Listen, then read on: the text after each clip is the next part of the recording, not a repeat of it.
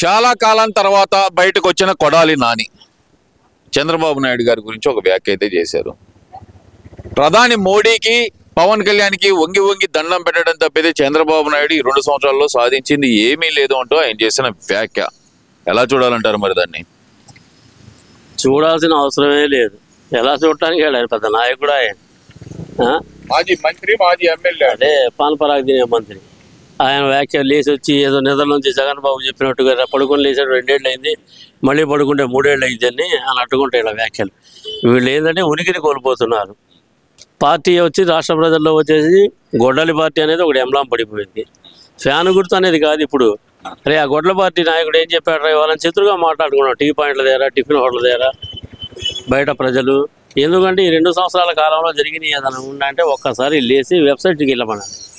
Telugu Desam party ప్రజా ప్రయోజనాలు అనే విషయంలో వెబ్సైట్కి వెళ్తే డిఎస్సికి ఎన్ని ఉద్యోగాలు వచ్చినాయి? అమ్ముకున్నారు అంటున్నారు కదా, ఉద్యోగాలు అమ్ముకున్నారని చెప్పి గత 3 రోజుల నుంచి వైసీపీ నాయకులు చెబుతున్నారు కదా. వీళ్ళే క్యాష్ తెచ్చింది, వైసీపీ నాయకులే ఖాళీగా ఉన్నారు కదా. ఇప్పుడు మాకు ఏదో కనీసం 1,50,000 కమిషన్ వచ్చింది సార్, మేము తెస్తాం సూట్ కేసులు, మేము గతంలో చేసినయే, ఇప్పుడు చేయడానికి మాకు పెద్ద ఇబ్బంది ఏమీ లేదు, కాకపోతే పార్టీ మార్పు అనేది తప్పని చేయలేదు, మమ్మల్ని పార్టీగా చూడకండి, బ్రోకర్లుగా చూడండి. ఒక బ్రోకర్లుగా చూస్తే మా బోగరేజ్ తీసుకుంటాం, మా బోగరేజ్ మేము తీసుకుంటాం.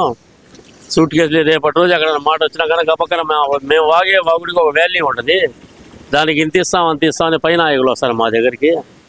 అందుకని మమ్మల్ని బోగర్లుగా వాడుకోండి, ఎంత డబ్బు ఒక టీచర్ పోస్టుకి తీసుకోవాలో చెప్పండి, దాని మీద ఒక 50,000 కమిషన్ అనేది మేము తీసుకుంటామని వీళ్ళు ఒక రాజకీయ తీర్మానం చేసుకున్నారు.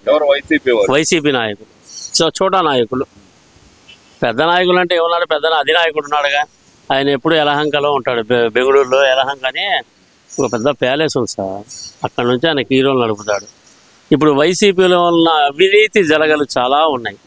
ఒక్కొక్కటి బయటికి వస్తే సమర్థించుకోవటానికి సమర్థన లేక సాక్షి పేపరు నరక యాతన అంటే ఏందో ఇప్పుడు అనుభవిస్తుంది. ఏ విధంగా చెబుతారు? ఇప్పుడు ప్రభుత్వం ఒక పక్కన డిఎస్సిలో అక్రమాలు చేసిందని చెప్పి గగ్గోలు పెడుతున్నారు వైసీపీ నాయకులు, మరో పక్కన ప్రభుత్వం నుంచి అంటేమో జగన్మోహన్ రెడ్డి పిఏ కేఎన్ఆర్ అక్రమాలు చేశాడంటూ ప్రభుత్వం తరపు నుంచి సిట్ నివేదికలు వస్తున్నాయి. వీళ్ళిద్దరిలో ఎవరి వాదన కరెక్ట్ అనుకోవాలంటారు? మరి అసలు మీరు ఎలా మాట్లాడతారో అర్థం కావట్లా. ఆ విషయం గురించి మాట్లాడతారే కానీ మన వినకొండ మాజీ శాసనసభ్యులు బొల్లా బ్రహ్మనాయుడు గారు ఉన్నారు. ఏపీలో చేసిన మోసాలు, దుర్మార్గాలు ఇవన్నీ చాలా అన్నట్టు హైదరాబాద్ గండివేటలో కూడా 9.5 ఎకరాలు 5గురి పేరు మీద హక్కు పత్రాలు సృష్టించి 35 కోట్లకి 1000 కోట్ల డీల్ అది. అక్కడ ఆర్ట్ అంటే ఏంటది? ఒకడు ఒక వ్యాపారం చేస్తాడు, వీడు వ్యాపారం పని చేస్తాడు, ఇద్దరు మంచి ఆర్ట్ ఉందిరా అంటాం. ఒకడు బాగా చిత్రాలు గీస్తాడు, ఇతను ఆర్టిస్ట్, నెంబర్ 1 ఆర్టిస్ట్, ఏ ఫోటో ఇచ్చినా మనిషి కూర్చుని ఎదురు గీస్తాడు అంటారు, దాన్ని ఆర్ట్ అంటారు. ఎందుకంటే అది అతనికి. అవును, ఈ ఫేక్ జీవోలు కూడా సృష్టించడం అనేది ఒక ఆర్ట్ అనుకోవచ్చు కదా. మీరు ఆర్టిస్ట్ని ఎందుకు అలా అవమానిస్తారు? మీరు స్పోర్ట్స్లో కలపాలి సార్. స్పోర్ట్స్ మీట్ అని వాటిలో ఇవి ఉంటాయి, ఖోఖో ఒకటి, కబడ్డీ ఒకటి, క్రికెట్ ఒకటి, ఫుట్బాల్ ఒకటి, టేబుల్ టెన్నిస్, వాలీబాల్, ఇవన్నీ ఉంటాయి. వీటిల్లో వీళ్ళ ఆర్ట్ కూడా కలిపామనుకోండి, వీళ్ళ నుంచి ఆర్టిఫిషియల్స్ వీళ్ళకు ఒక గుర్తింపు వచ్చింది. స్పోర్ట్స్ మీట్లో వీళ్ళని పిలిచి ఛాన్స్ ఇచ్చే అవకాశం ఉంటుంది. అది మీరంటున్న ఆర్ట్, కానీ ప్రజలు అనుకోవట్లే అట్లా. వీళ్ళు ప్రతి చిన్న విషయానికి చంద్రబాబు మీద ఏళ్ళు చూపిస్తున్నాయి, కాళ్ళు చూపిస్తున్నాయి. ఇవన్నీ సోది మాటలు, సొల్లు మాటలు. నిజంగా నిబద్ధత కలిగిన నాయకుడు ఎవరన్నా ఉన్నారు అంటే వైసీపీలో ఎవ్వరూ లేరు. వాళ్ళ అధినాయకుడే పెద్ద నాయకుడు. ఆ నాయకత్వం ఎట్లా ఉంటుందంటే తన అనునుయులకి, తనను నమ్ముకున్న వాళ్ళకి మద్యం ఈ రాష్ట్ర ప్రజలు అత్యంతంగా కష్టపడే ప్రతి ఒక్కరూ సాయంత్రం అవగానే కొద్దో గొప్ప తాగే మద్యం, ఉదయం పూట టిఫిను, మధ్యాహ్నం భోజనం ఎట్లాగో, సాయంత్రం కష్టపడ్డాక వచ్చే జీతం డబ్బుల నుంచి 100 రూపాయలు, ఇప్పుడంటే 99 రూపాయలకి దొరుకుతుంది. చంద్రబాబు నాయుడు గారి పుణ్యానం మంచి మద్యం, కాస్ట్లీ మద్యం 99 రూపాయలకి దొరుకుతుంది. కానీ అప్పుడు మద్యం విధానం 200 రూపాయలు చీప్ లిక్కర్లు. ఒక చీప్ లిక్కర్ తయారు చేయడానికి అయ్యే ఖర్చు 13 రూపాయలు. అది బాటిలింగ్ యూనిట్ నుంచి వచ్చినాక వచ్చే 13 రూపాయలు. దాని మీద సెస్సులు, వాటర్ బాక్సులు, షాపుకు చేరేటప్పటికి అది 220 రూపాయలు చొప్పున అమ్మారు. ఆ మద్యం సొమ్ము అసలు ఆ మద్యం డెన్ను తాడేపల్లి ప్యాలెస్లో నిర్వహించారు వీళ్ళు గత 5 ఏళ్లలో. అక్కడి నుంచి లావాదేవీలు. అప్పుడేమో పిఏ, ఇప్పుడు వచ్చి రాజకీయ పొలిటికల్ అసిస్టెంట్ అంట పదవి, కొత్త పదవి. అసలు నిజంగా చెప్తాను, వీళ్ళకి ఇటువంటి మాటలకి అర్థాలు ఎట్లా తెస్తారు? వీళ్ళ తెలివితేటలకి పిఏ అంటే పర్సనల్. అవునండి, పర్సనల్ అసిస్టెంట్ అని ఎలా అంటారు? పొలిటికల్ అసిస్టెంట్ అనుకోవచ్చు కదా. ఆప్షన్ కలిసిద్దని. కలిసింది కదా. కరెక్టే, పొలిటికల్ అసిస్టెంట్ అంట ఇప్పుడు ఆయన. ఆయన మామూలుగా గతంలో ఆయన పరిస్థితి ఏంటి? ఒక సాధారణ చిన్న పెంకుడింట్లో ఉండేవాడు. ఈరోజు మద్యం ద్వారా వచ్చిన డబ్బులు ఆఫ్రికాలో, దుబాయ్లో వచ్చి మీటింగులు అండి, డీల్ దుబాయ్లో ఎలా చేయాలి, ఏం చేయాలి, ఎవరికి పంపాలి, ఏ వ్యాపారంలో పెట్టాలి అనేది. పెట్టుబడి ఎక్కడ? ఆఫ్రికా దేశంలో. ఎవరన్నా అనుకుంటారా ఈ రాష్ట్ర ప్రజలు ఎంత అమాయకులు? కాకపోతే ముద్దులకి మురిపాలకి ముచ్చటపడిపోయి జగనన్న నవ్వుకి, నిష్కల్మషమైన ఆ నవ్వులు చూసేటప్పటికి ఏముందిరా ఆ నవ్వులో మహత్యం? చూడంగానే మనిషిని వాటేసుకోవాలనిపిస్తుంది, మొగోడిగా ముద్దు పెట్టుకోవాలనిపిస్తుంది. ఇంత అందంగా నవ్వుతున్నాడే ఈయన. ఇటువంటి వ్యక్తి మనల్ని మోసం చేసేదని ప్రజలు పిచ్చి నమ్మకంతో తల మీద చెయ్యి వేయంగానే అది భస్మాసుర హస్తం అనుకోలేదు వాళ్ళు ఆ రోజు. అస్సలు అమ్మ జగనన్న తల మీద చేసి నిమిరాడరా, అసలు అంతవరకు బ్రెయిన్ మొత్తం వాష్ అయిపోయింది అక్కడ. నీ ఓటు నాదే. ఇప్పుడు ఇవన్నీ కాదండి, ఒకటే చెప్తున్నాం. మరి అటు కొడాలి నాని కానీ, రోజా కానీ, వీళ్ళందరూ మహానాడు టైంలో బయటకు వచ్చారు. ఎన్టీఆర్ పెట్టిన మహానాడు కాదు ఇది. ఆ మహానాడు ఎలా ఉంది, ఈ మహానాడు ఎలా ఉంది, భ్రష్టు పట్టించేశారు అనే మాట మాట్లాడుతున్నారు కదా. దాన్ని ఎలా చూడాలంటారు? మరి రాజకీయంలో రానప్పుడు రోజా గారి పరిస్థితి ఏంది? హీరోయిన్ అంత ఒక్కొక్క సినిమాకి 2-3 కోట్లు తీసుకున్నంత హీరోయిన్ కాదండి. హీరోయిన్ అంతే. మీరేదో టాప్ మోస్ట్ హీరోయిన్ లో నెంబర్ 1 హీరోయిన్ అట్లా మాట్లాడితే, హీరోయిన్ అంటే ఒక్కో సినిమాకి వచ్చేసి 4-5 కోట్లు ఇచ్చిన హీరోయిన్ ఆమె కాదు. ఆమె ఏదో 50 లక్షలకో 30 లక్షలకో, ఎందుకంటే అంత పలు క్యాచీగా హీరోయిన్ కాదు ఆమె.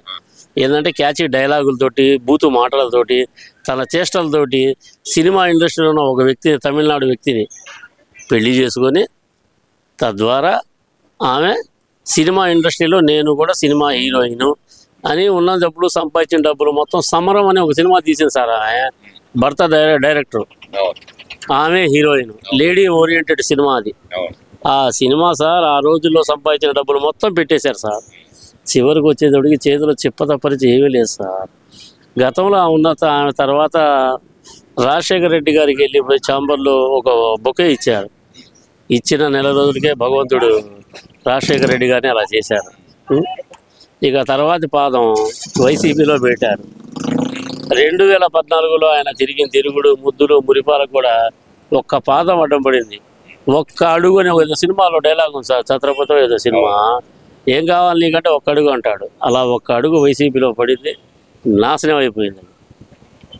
ఇక 2019లో ఈయన ముహూర్తాలు, జాతకాలు, ఇంకో శంకరపీఠాధిపతి ఒక ఆయన పట్టుకొని ఆయన రామ్జీ మఠం భూములు మొత్తానికి రాసిచ్చి, అయ్యా నాకు సస్యశ్యామల ఏదో వ్రతం చేపించి, ఆయన ఎన్నో రాజశ్యామల యాగం, రాజయోగం కావాలి నాకు, ఇప్పుడు దాకా చేసిన మాటల్లో వాటికి అన్నిటికీ సాక్ష్యాలు లేకుండా చేసుకున్నాను. ఇక ముందు నేను ఏంటంటే కూర్చొని అధికారం చూడాలి, అధికారంలో ఉన్న ఆనందాన్ని అనుభవించాలని ఆయన ఎన్నో ప్రయత్నాలు చేసి 2019లో ఎన్నికై 151 స్థానాల్లో గెలిచి అధికారం చేపట్టాడు ఆయన. గతంలో మీరు ఇలా ఉన్నారు. అప్పట్లో జరిగిన మహానాడు అంటే ఏంది? అప్పటి పరిస్థితులు, అప్పటి వాతావరణాన్ని బట్టి అప్పుడు జరిగింది. ఇప్పుడు జరిగే వర్చువల్ మీటింగ్ ఇది. వర్చువల్ మీటింగ్లో 75 లక్షల మంది తెలుగుదేశం పార్టీ కార్యకర్తలు హాజరయ్యారు వర్చువల్గా. ఇది ఏదో సప్పగా జరిగింది. గతంలో రామారావు గారు ఉన్నప్పుడు చేసేది బాగుంది. మరి సినిమా హీరోయిన్గా ఉన్నప్పుడు నువ్వు సంపాదన ఎంత?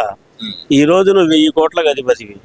ఇవన్నీ కాదు సార్, వాళ్ళు ఓపెన్ గానే చెబుతున్నారు అబ్బా కొడుకులను ఇద్దరిని వదిలే ప్రసక్తే లేదు అని చెప్పి వైసీపీ నాయకులు, ముఖ్యంగా అంబటి రాంబాబు చేస్తున్న వార్నింగ్. మరి దీన్ని ఎలా చూడాలంటారు? వీళ్ళు వార్నింగ్లు ఇస్తే తీసుకునే స్థాయిలో లేరు సార్. వార్నింగ్ ఇచ్చే స్థాయి కూడా కాదు వీళ్ళది. వీళ్ళు లేకాడికంటే మా ఇంటి ముందు 10 మంది కార్యకర్తలు ఉండాలి అనుకునే రకం వీళ్ళు. ఆ 10 మంది కార్యకర్తలు కానీ లేకపోతే ఆడవాళ్ళు ఇళ్లలో చూసి చీపుర్లు పెట్టి చంపేస్తారు. చీపుర్లతోనే కొట్టి చంపేస్తారు వీళ్ళ ఆడవాళ్ళు. మగోళ్ళు కాదు, ఆడవాళ్లే వెళ్ళి ఇంట్లో దూరి చీపులతో కొట్టి చంపేయచ్చు. ఎందుకంటే వీళ్ళంత అరాజకాల పనులు చేశారు. ఒక్కొక్క అరాజకం కాదు, ఈ రాష్ట్ర ప్రజలు కష్టంతో బతుకుతా వాళ్ళ నమ్మకాన్ని వమ్ము చేసిన నాయకుడు ఎవరు ఉన్నాడంటే రాజశేఖర రెడ్డి గారి కొడుకు జగన్మోహన్ రెడ్డి గారు. ఎందుకంటే రాష్ట్ర ప్రజలు అతని నమ్మకానికి, నవ్వులకి, ముద్దులకి, మురిపాలకి ముచ్చటేసుకొని చేసిన పనులు మొత్తం అతను 5 ఏళ్లలో వచ్చిన 30 ఏళ్ళు రాజకీయం చేస్తాన్న నాయకుడు 5 ఏళ్ల తర్వాత తిరిగి 5 ఏళ్లకి 11 స్థానాలకు పడిపోయాడు. మరి నమ్మకానికి బ్రాండ్ అంబాసిడర్ అంటున్నారు కదండి జగన్మోహన్ రెడ్డి గారు. నమ్మకానికి బ్రాండ్ అంబాసిడర్ జగన్మోహన్ రెడ్డి గారు అయితే కనుక వెన్నుపోటుకు బ్రాండ్ అంబాసిడర్ చంద్రబాబు నాయుడు గారు. ఇది వైసీపీ నాయకులు చెప్తున్న మాట. మరి ఒక్క మాట చెప్తాను నేను భాయ్, వీళ్ళు చెప్పారు, వాడు చెప్పాడు, కొడాలి నాని చెప్పాడు, వాళ్ళయ్య చెప్పాడు, వీళ్ళయ్య చెప్పాడు అన్న మాటలు వేస్ట్. ప్రజలకు కావాల్సింది ఏంటంటే డెవలప్మెంట్, అభివృద్ధి.